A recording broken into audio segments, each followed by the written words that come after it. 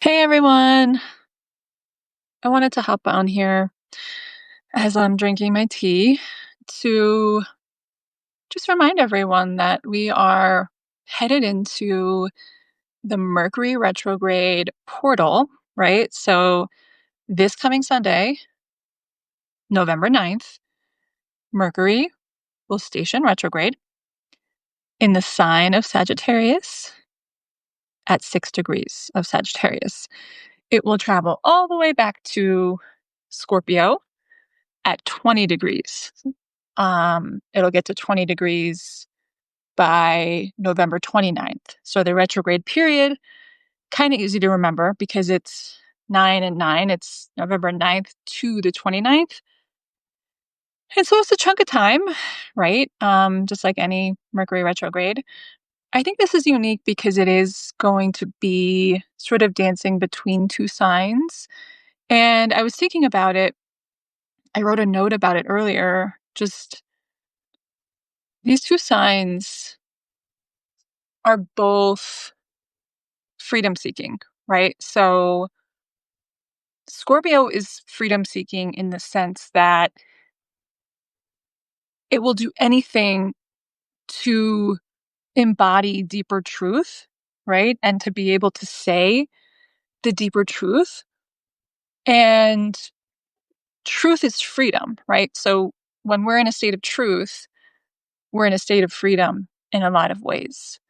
Scorpio has to go through a lot of deep layers of both the psyche as well as the soul and the Akashic records to access that truth, right? Like there's this deep dive that Scorpio has to do to find freedom, right? And this divine transformation, this soul reawakening, right? And so thinking about Scorpio being the phoenix that rises from the ashes, the phoenix that rises from the ashes is free, right? So Scorpio's means of accessing freedom is a very deep dive, right? And when Scorpio finishes, it goes right into Sagittarius. Now, Sagittarius is like waking up from this like deep dive they just did in Scorpio, right? There's just like that phoenix rising from the ashes. They're in the air. They're like, I'm free. And then all of a sudden has this higher perspective, divine inspiration come in, right? And that's Sagittarius energy, right?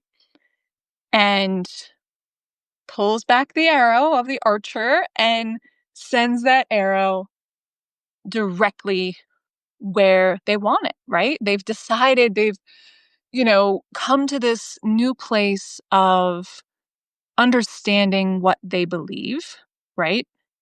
And so that's freedom, right? That archer pulling back the arrow because they're that certain that they believe in something or that they want something or that they're going to go in a certain direction in life, right? Like that clarity, that's freedom, right?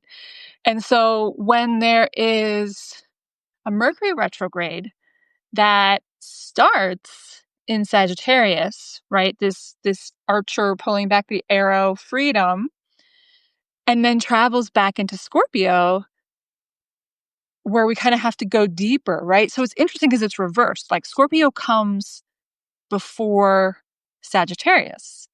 But with this Mercury retrograde, we're starting in Sagittarius and going back into Scorpio. And I see that as a really powerful setup for us because we're going to be in a place when Mercury goes retrograde on Sunday, the 9th, we're going to be in a place of I know what I believe. I believe this, right? I'm moving in this direction. And then the retrograde happens and we're having to really question, oh, but is that really what I believe, right? Like, or is that really the direction that I want to take, right? Have I assumed too much about what that experience would be like and what that direction would be for me? And so we're going to have this time period, right? Um, of having the Mercury retrograde be in Sagittarius so we can review what we thought we had come to clarity on. And then once it gets back into Scorpio, we get to go deeper, right? Again, we get to go into our psyche and go, kind of turn over, the underside, the shadow side of our emotional experience and see like, oh, well, there's more down there. Like there's more that was under my motivation to do that thing or have that experience or to believe that strongly in that way or in that thing, right? And Scorpio takes us into the depths of our own selves, right? Our own psyche, our own shadow self, so that we can emerge as that phoenix rising, right? As that part of us that has been thoroughly through the process of feeling our feelings and alchemizing them, right? Like Scorpio isn't just about feeling your feelings. Water signs are about feelings, but Scorpio in particular, it is about alchemizing fear-based emotions, right? And so when we're in the process of alchemizing fear-based emotions, shit gets real.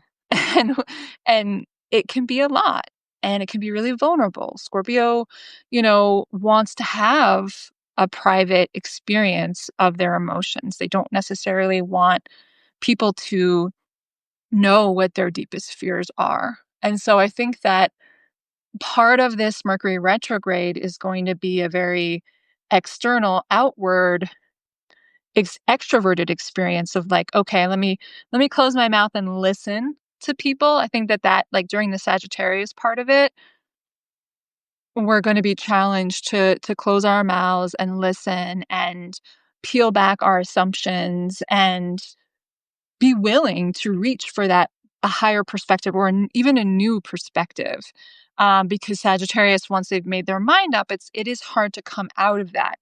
And so if we're willing to approach this retrograde from that place of I get to rethink, I get to access new information, and I get to come to my own conclusions about what that means and what that means about what I believe and don't believe at this point.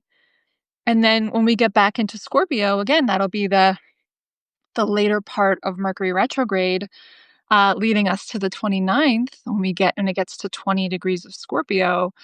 It's going to be so much deeper introspection, right? Where it's like we're not necessarily, closing our mouth to listen. We might be just kind of deciding not to go to the party so that we can, really be with our emotional alchemy process. And so that's just some of the thoughts I've had about this upcoming Mercury retrograde, again, from November 9th to the 29th. And just remembering that, yeah, like this November is typically a month where we are more social with people that maybe we don't see as often. We're in contact with people that we don't talk to as often, potentially.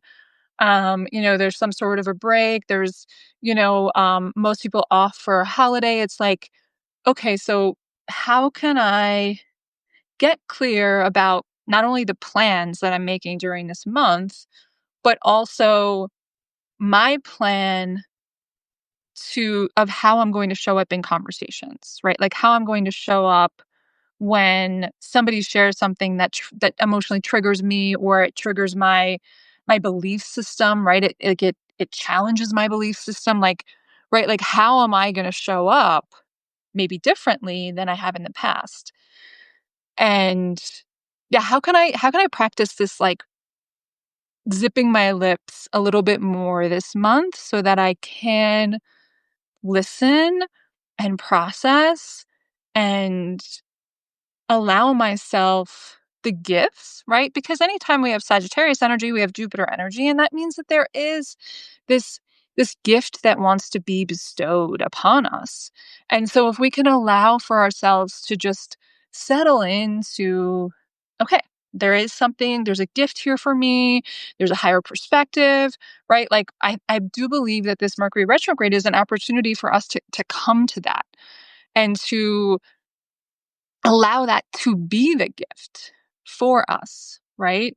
And like I said, when it gets to Scorpio, and we will feel this shift, especially those of us that are energetically and emotionally sensitive, like we will feel that shift from Mercury in Sagittarius retrograde to Scorpio, Mercury in Scorpio retrograde. And I think when we tap into that experience, it's just, oh yeah, okay. I I'm feeling the need to go from extroverted to introverted, and I just need to really process some deeper stuff that's coming up for me. And I think if we can do that, we all get to be the phoenix, right? We all get to be in a state of freedom. And like I said, this Mercury retrograde, one word for me, freedom. So I'm wishing you all freedom. I'm wishing you all a gift bestowing Mercury retrograde. Be gentle with yourselves and reach out for support if you need it. I have my Zoom healing sessions available on my website, jenileedowling.com. Love you all.